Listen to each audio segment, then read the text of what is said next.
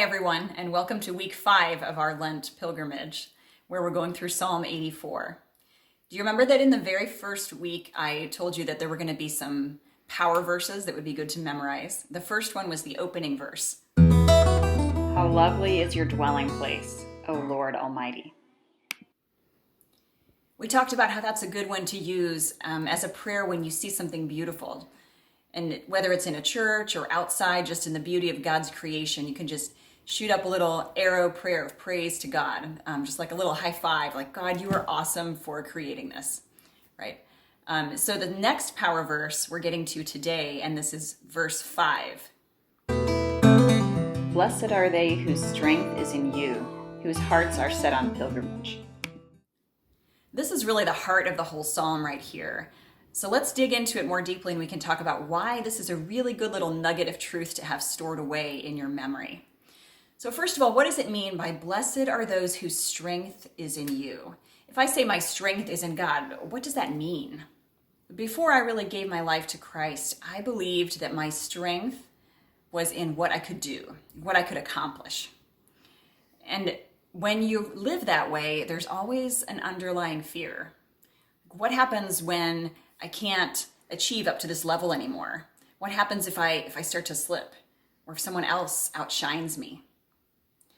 If we're strong only because of what we can do and what we can accomplish, then we're on shaky ground. Well, what about friendships? We know that it's important to have friends. They can support us and encourage us and help us to be our best self. But again, if I think that my strength lies in how many friends I have, or in my reputation and what people think about me, then there's also going to be a fear there. What happens when I suddenly find myself on the outside of the circle because the friendships have shifted? What happens if I say the wrong thing, do the wrong thing, wear the wrong thing, and all of a sudden people are kind of looking at me differently? I remember that happening a lot in junior high and high school. And 6th grade in particular was a really hard year for me. I pretty much didn't have any friends in 6th grade, and it just didn't feel like anybody at school really wanted me around. I had my family who I knew loved me, and I had one really good friend who lived on my street, and she went to a different school, and I spent a lot of time with her.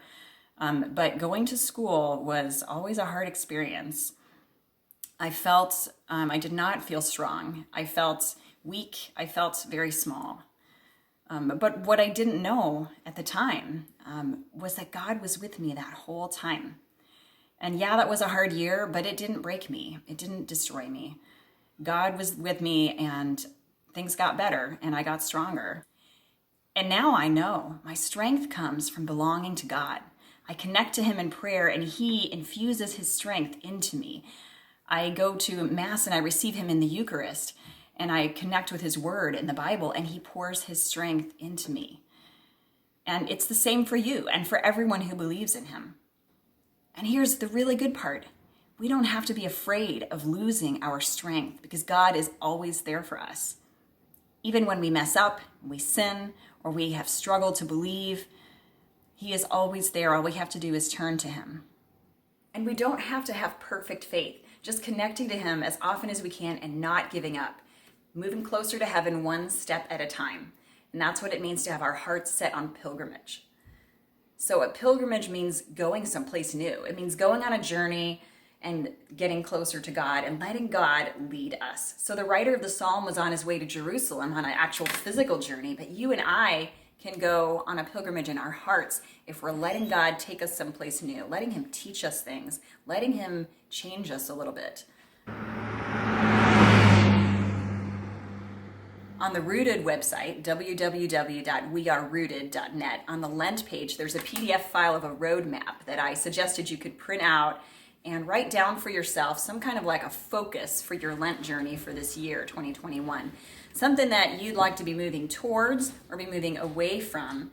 And obviously that's not going to be something we accomplish by Easter, but it's an ongoing process. Lent is a time when we start. We kind of figure out what direction do I want to be moving in, and we start moving, and the journey continues after Easter.